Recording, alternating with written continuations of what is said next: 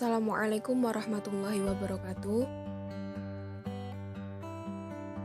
Pada praktik pengalaman lapangan mandiri di rumah ini pada minggu pertama, saya akan menjelaskan mengenai kegiatan perpustakaan.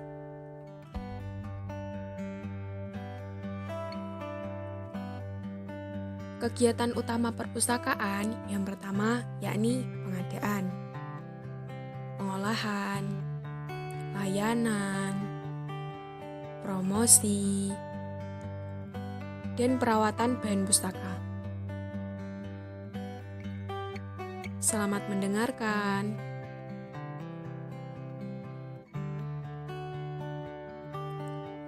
Kegiatan perpustakaan yang pertama yakni pengadaan koleksi. Menurut Wiji Suwarno tahun 2016, pengadaan koleksi merupakan kegiatan layanan teknis dalam rangka melengkapi atau memenuhi kebutuhan pengguna perpustakaan, mulai dari pemilihan, pemesanan, sampai pada tahap pemeriksaan dan inventarisasi. Sedangkan menurut Bafadal tahun 2007, mengadakan bahan-bahan pustaka yang belum dimiliki perpustakaan dan menambah bahan-bahan pustaka yang sudah dimiliki perpustakaan, tetapi jumlahnya masih kurang. Pengadaan koleksi dapat berupa pengadaan buku, terbitan berseri, koleksi non-cetak, dan koleksi elektronik. Tujuan dari pengadaan koleksi yang pertama yakni untuk mengadakan bahan-bahan secepat mungkin, untuk tetap mempertahankan akurasi dalam prosedur kerja, untuk tetap mempertahankan sistem atau proses kerja yang sederhana untuk mendapat harga bahan yang lebih murah, dan untuk mengembangkan hubungan kerjasama yang erat dengan vendors atau penjajah. Metode pengadaan koleksi dapat dilakukan dengan cara yang pertama pembelian, kemudian tukar-menukar, hadiah, titipan, dan menerbitkan sendiri. Metode yang pertama yakni pembelian. Pembelian koleksi atau bahan pustaka dapat dilakukan melalui toko buku, penerbit, dan vendor. Berikut merupakan langkah-langkah pembelian menurut Perpusnas. Yang pertama, memeriksa dan melengkapi data bibliografis yang diusulkan. Kemudian, mencocokkan usulan dengan koleksi yang sudah dimiliki di perpustakaan, menerima atau menolak usulan, membuat daftar pesanan berapa rangkap menurut kebutuhan, mengirim daftar pesanan, mengarsip satu rangkap daftar pesanan, membayar pesanan atau langganan, dan menyusun laporan pembelian atau langganan. Yang kedua, penukaran. Pengadaan melalui tukar-menukar ini dilakukan dengan terencana, karena biasanya sudah ada perpustakaan mitra atau kerjasama. Adapun prosedur penukaran adalah sebagai berikut. Yang pertama, perpustakaan membuat daftar bahan pustaka yang ditawarkan untuk ditukar. Kemudian, perpustakaan mengirimkan daftar kepada perpustakaan mitra dilengkapi dengan syarat tukar-menukar seperti bahan pustaka apa yang diinginkan, ongkos kirim, dan lain-lain. Perpustakaan juga mempelajari daftar yang diterima untuk penukaran. Perpustakaan memilih bahan pustaka yang siap ditukar, melakukan kesepakatan dan melaksanakan pertukaran, dan melakukan inventaris bahan pustaka yang telah ditukar. Metode yang ketiga yakni hadiah.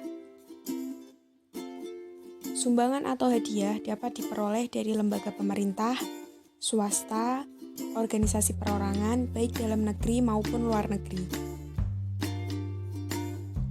Tahapan perolehan melalui hadiah atau sumbangan ada dua tahapan. Yang pertama hadiah atas permintaan, kemudian hadiah bukan atas permintaan.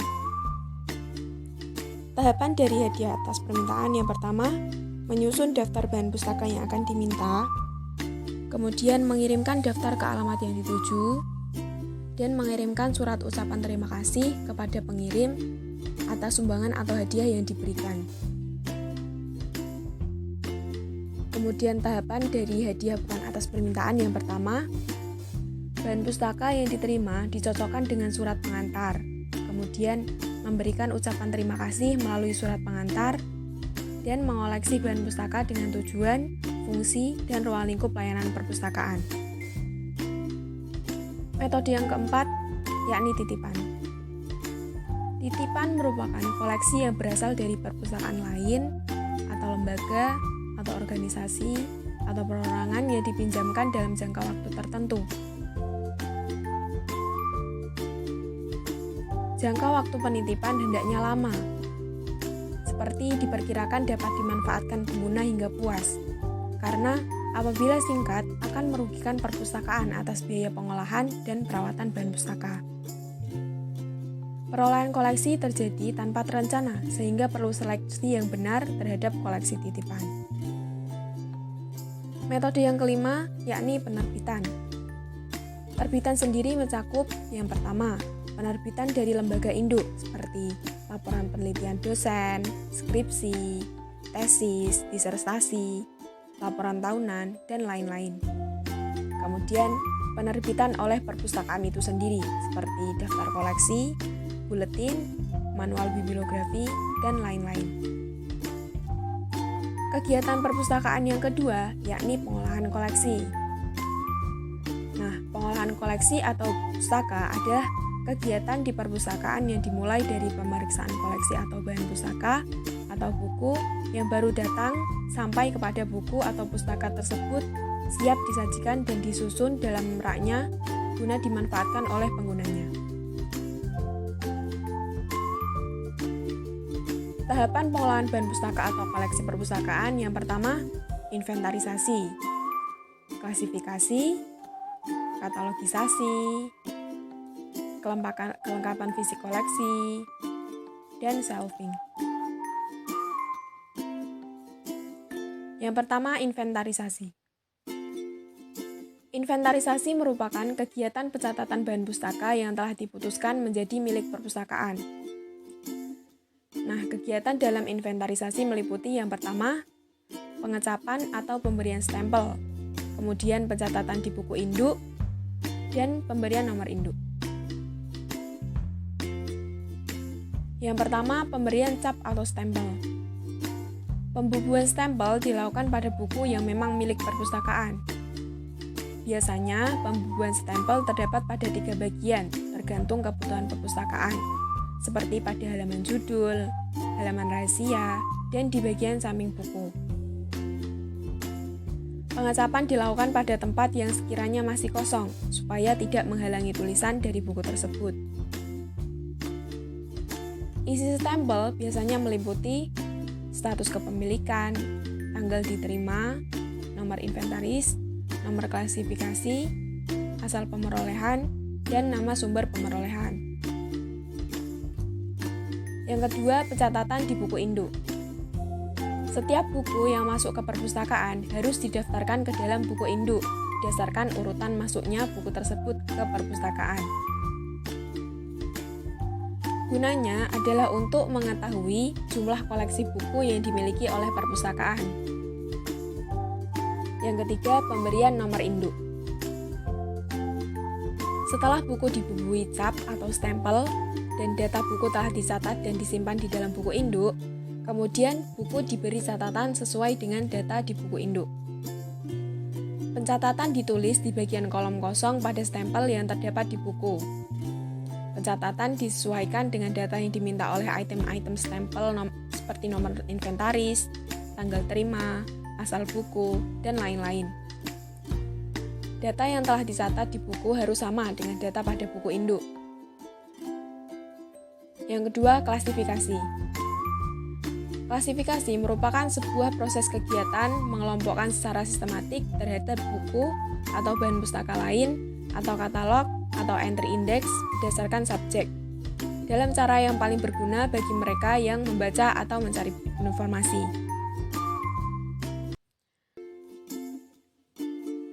Berikut merupakan tujuan dan manfaat klasifikasi.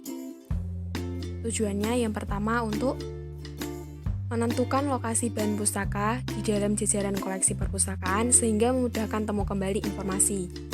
Kemudian, untuk mengumpulkan semua bahan pustaka yang memiliki subjek yang sama dalam satu jajaran koleksi. Selanjutnya, untuk memudahkan dalam penempatan buku baru dan untuk kepentingan penyiangan. Dan terakhir, untuk memudahkan cacah ulang.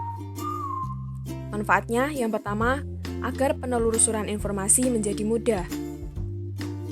Selanjutnya, agar penyusunan atau penempatan bahan pustaka di rak lebih mudah, dan agar menambah bahan pustaka baru dapat langsung di tempat yang semestinya.